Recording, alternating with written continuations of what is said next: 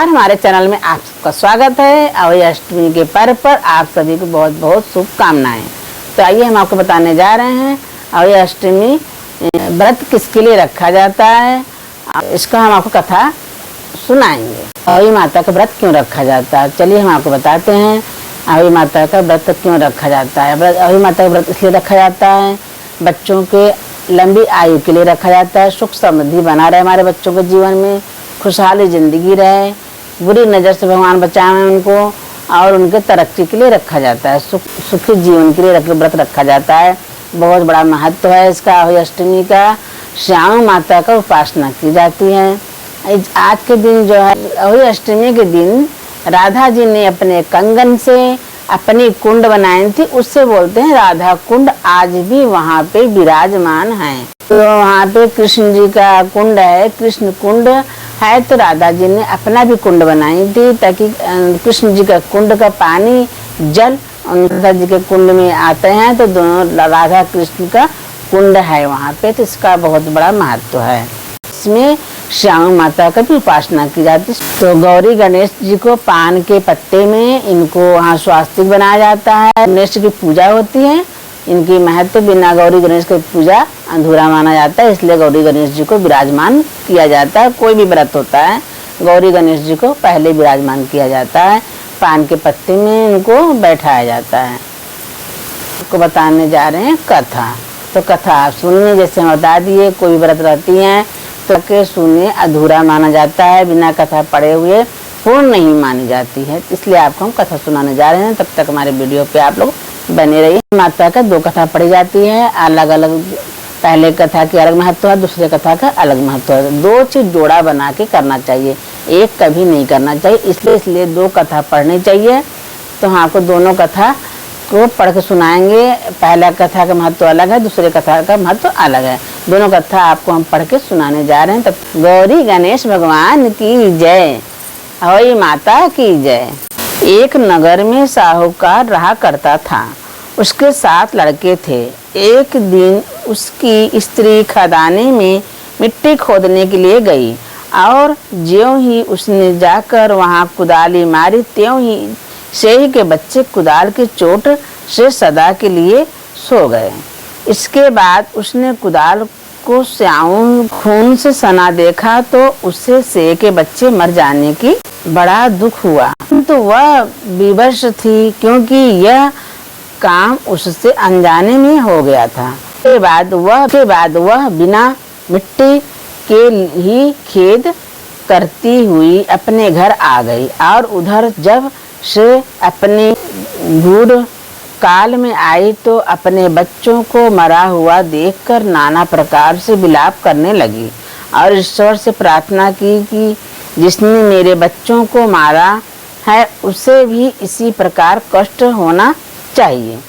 तत्पश्चात शेह के श्राप से जेठानी के 7 लड़के एक ही साल के अंदर समाप्त हो गए, अर्थात मर गए। इसी प्रकार अपने बच्चों को असमय काल के मुंह में समाये जाने पर सेठ सेठानी इतने दुखी हुए, उन्होंने किसी तीर्थ पर जाकर अपने प्राण गंवा देना उचित समझा। इसके बाद वे घर छोड़कर पैदल ही किसी तीर्थ की ओर चल दिए, और खाने की ओर कोई ध्यान न देकर जब तक इसमें कुछ भी शक्ति और साहस रहा तब तक वे चलते ही रहे, और वे पूर्णतः आसक्त हो गए तो अंत में मूर्छित होकर गिर पड़े।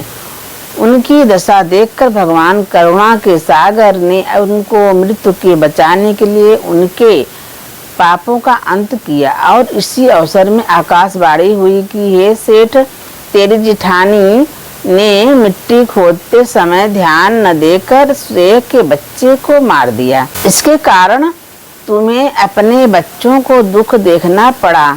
यदि अब पुनः घर जाकर तुम मन लगाकर गौ की सेवा करोगे। माता जगता देवी का विधि विधान से व्रत आरंभ कर प्राणियों पर दया रखते हुए स्वप्न में भी किसी को कष्ट नहीं दोगे, तो तुम्हें भगवान की कृपा से पुनः संतान का सुख प्राप्त होगा। इस प्रकार आकाशवाणी सुनकर सेठ सेठानी कुछ अशांत वित्त हो गए और भगवती देवी का स्मरण करते हुए घर को चले आए। इसके साथ श्रद्धा भक्ति से न केवल अवई माता के व्रत अपितु गौ माता की सेवा करना भी आरंभ कर दिया तथा जीवों पर दया भाव रखते हुए क्रोध और द्वेष का सर्वस्था पर त्याग कर दिया। इससे करने से पश्चात भगवान की कृपा से वे सेठ सेठानी पुत्रों वाले होकर अंगड़ित पौत्र सहित संसार में नाना प्रकार के सुखों को भोगकर स्वर्ग चले गए। शिक्षा, बहुत सोच विचार के बाद भली प्रकार निरीक्षण करने पर ही कार्य का आरंभ करो और अनजाने में भी किसी प्राणी की हिंसा मत करो। गौ माता की सेवा के साथ साथ अवई माता जगम्मा देवी भगवती की पूजा करो। ऐसा करने का पर अवश्य संतान के सुख के साथ साथ संपत्ति सुख प्राप्त होगा। दूसरी कथा आप लोगों को हम अब सुनाने जा रहे हैं। अवई माता की जय। एक साहूकार था जिसके 7 बेटे थे, 7 बहुएं तथा 1 बेटी थी। दिवाली से पहले कार्तिक बदी अष्टमी की 7 बहुएं अपनी इकलौती ननद के साथ जंगल में खदान में मिट्टी खोद रही थी। वही स्याऊ सेही की माद थी। मिट्टी खोदते समय ननद के हाथ से सेही का बच्चा मर गया। स्याऊ माता बोली कि उसमें तेरी कोख बांधूंगी। तब ननद अपनी 7 भाभियों से बोली, तुम मेरे बदले कोई अपनी कोख बांध लो। सब भाभियों ने अपनी कोख बंधवाने से इनकार कर दिया, परंतु छोटी भाभी सोचने लगी कि यदि मैं कोख नहीं बंधवाऊंगी तो सासू जी नाराज होंगी। ऐसा विचार कर ननद के बदले में छोटी भाभी ने अपनी कोख बंधवा ली। इसके बाद जब उससे जो लड़का होता था 7 दिन बाद मर जाता था। एक दिन उसने पंडित को बुलाकर पूछा, मेरी संतान 7वें दिन क्यों मर जाती है? तब पंडित ने कहा कि तुम सुरही गाय की पूजा करो। सुरही गाय स्याऊ माता की भायली हैं। वह तेरी कोख छोड़े तब तेरा बच्चा जिएगा। इसके बाद से वह बहू प्रातः काल उठकर चुपचाप सुरही गाय के नीचे सफाई आदि कर जाती। गौ माता बोली कि अचानक कौन मेरी सेवा कर रहा है, सो आज देखूंगी। तो गौ माता खूब तड़के उठी, यानी प्रातः उठी।